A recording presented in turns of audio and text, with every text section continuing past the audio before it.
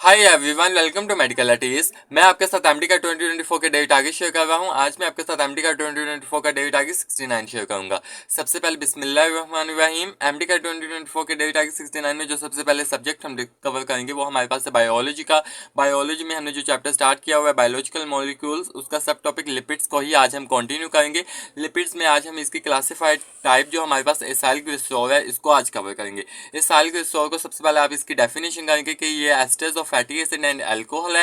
Then इसके new name हम पाएंगे कि acyl glycerol is try acyl glycerol. इसमें 3 फैटी एसिड और एक ग्लिसरॉल प्रेजेंट होता है। देन उसके बाद ऑल्सो नोन एज ट्राइग्लिसराइड्स और न्यूट्रल लिपिड्स।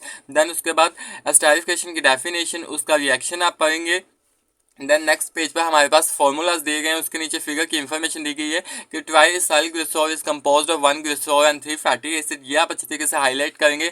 देन उसके बाद हमारे पास इंपॉर्टेंट कुछ एसिड्स और उनके हमारे पास मेल्टिंग पॉइंट दिए गए हैं, जैसे कि palmitic acid is much soluble in organic solvent than butyric acid. इनका मेल्टिंग पॉइंट हमारे पास है पामिटिक एसिड का सबसे पहले 63.1 डिग्री सेल्सियस एंड हमारे पास ब्यूटारिक एसिड का -8 डिग्री सेल्सियस हमारे पास है। देन उसके बाद acetic acid, butyric acid, palmitic acid and oleic acid और उनके फॉर्मूलाज दिए गए हैं।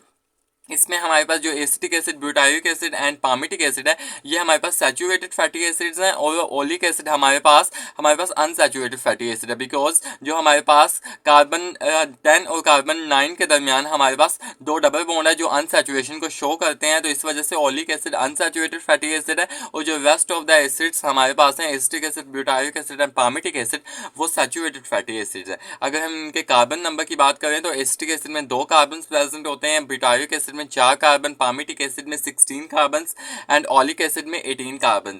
हमारे पास पास्ट ईयर में क्वेश्चन पूछा भी गया how many carbon in butyric acid, तो 4 कार्बन प्रेजेंट होते हैं। देन उसके बाद आप यहाँ पे most important fats and oil का डिफरेंस पाएंगे। देन उसके बाद animal fats are solid at room temperature and plant fats are liquid at room temperature, ये आप कवर करेंगे।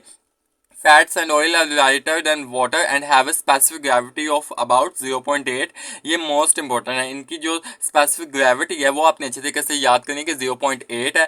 आज का आपका जो बायोलॉजी का जो आपका टारगेट है वो आपका एसाइल ग्लिसरॉल है। इसको सबसे पहले आप अपनी प्रोविंशियल बुक से कवर करेंगे, देन इसको आप फेडरल से इसको लाजमी पाएंगे। ये बायोलॉजी का टारगेट 69। देन हम केमिस्ट्री के टारगेट 69 की बात कर लें।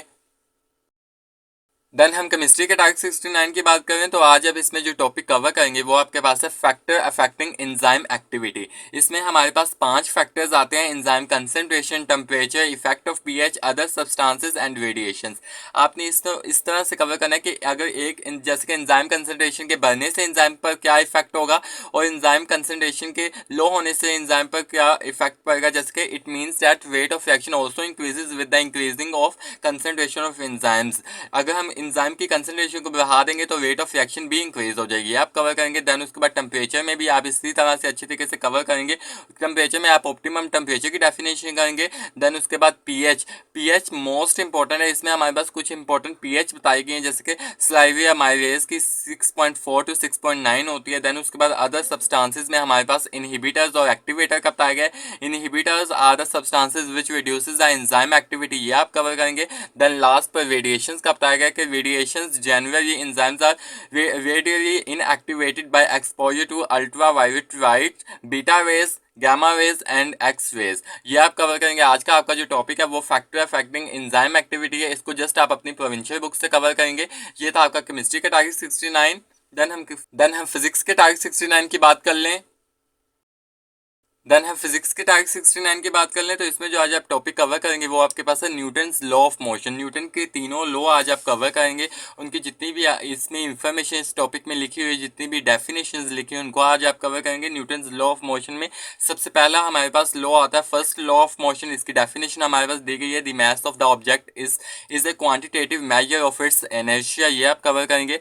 देन उसके बाद इसमें लिखा हुआ है कि Newton's first law of motion is also known as inertia frame of reference, ये आप कवर करेंगे। देन उसके बाद Newton second law of motion, ये आप कवर करेंगे। इसमें जो हमारे पास इसका मैथमेटिकली फॉर्म लिखी है वो आप कवर करेंगे। Then Newton third law of motion, इसमें भी जितनी इंफॉर्मेशन लिखी है वो आप कवर करेंगे। साइड पे जितने भी बॉक्सेस दिए गए हैं, जितनी भी हमारे पास डायग्राम दी गई वो आप कवर करेंगे अच्छे तरीके से। इस टॉपिक में जितनी भी इंफॉर्मेशन लिखी हुई है वो आप कवर करेंगे। ये था आपका फिजिक्स का टारगेट 69। आई होप मैं आपको अपनी बात समझाने में कामयाब रहूंगा। अगर आपको मेरी वीडियो पसंद आए तो मेरी वीडियो को लाइक कीजिएगा, मेरे चैनल को सब्सक्राइब कीजिएगा और अपने दोस्तों के साथ एमडी का 2024 के डेट आगे शेयर करना ना भूलिएगा।